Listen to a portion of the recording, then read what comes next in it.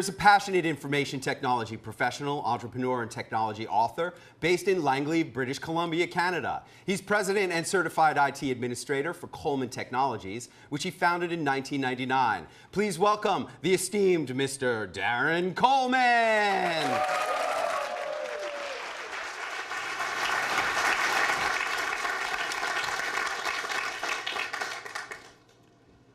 I'd like to start by thanking Clint Arthur for this great honor he has bestowed upon me by inviting me to participate in this Business Expert Forum.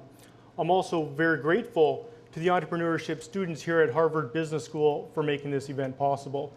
Now, this is not just proper Canadian manners, it's sincere, and just to prove it, let me tell you that from here, I'll be flying to Hawaii. So to be with you this week, I literally added the width of a continent twice to my itinerary. That's how much this means to me.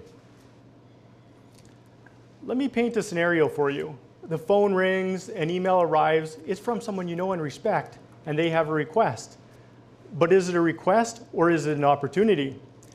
They ask you to contribute to a book they're publishing. Oh, and by the way, the list of other contributors is very impressive. So, what do?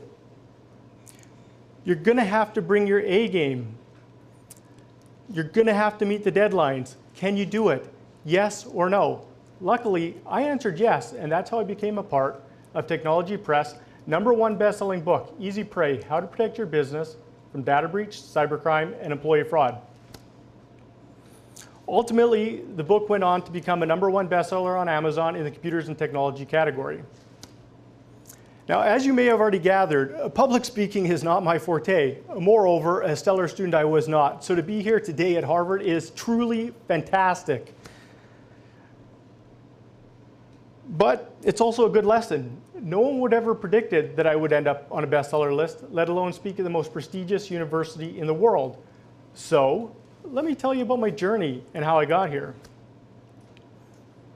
I grew up in a small town in the heart of the Rocky Mountains that through winter is usually engulfed in such heavy cloud cover that scheduled flights in and out of this valley come under the heading of wishful thinking.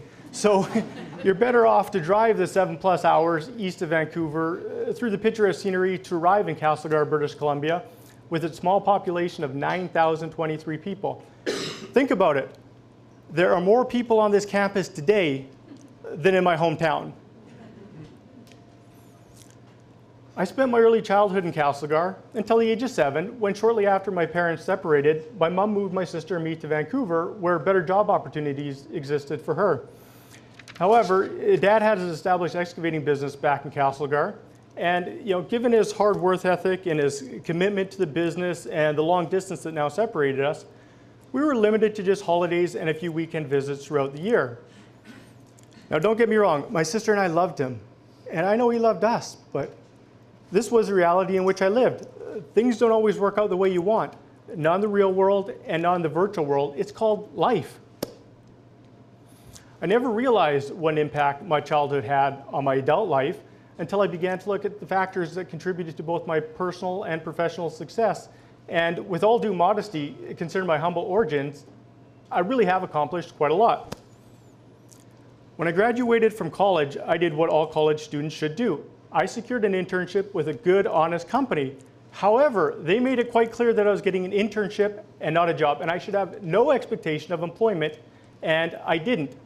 What I did have was my small town values and work ethic, which must have been enough because after just a few short months, they hired me. Then things got interesting because after being with the firm for a couple of years, they asked me if I wanted to buy it. There was only one condition. I had to honor all of their existing warranties and service obligations for which they had already been paid. Now, looking back, that was not a very big condition. It's what I would have done. It was a lesson I had learned from my father, considering the way he handled his obligations and his commitments. Of course, you can't have one set of values in your professional life and a different set in your personal. So when I promised my wife and 3 daughters that we'd all go to Hawaii, it was a commitment I could not break, even if it meant flying back and forth across our entire continent in just a weekend.